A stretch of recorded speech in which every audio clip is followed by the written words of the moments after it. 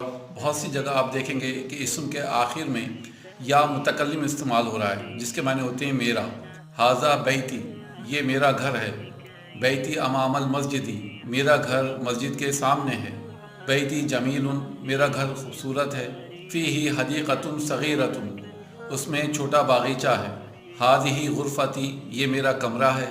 فیہا نافذۃ کبیرۃ و مرآۃ جمیلۃ، اس میں ایک بڑی کھڑکی ہے اور خوبصورت پنکھا ہے. ہاذا سریری و ہاذا کرسی و ہاذا مکتبی، یہ میرا پلنگ ہے، یہ میری کرسی ہے اور یہ میری میز ہے. ساعتی و قلمی و کتابی علی المکتبی، میری گھڑی، میرا قلم اور میری کتاب میز پر ہے.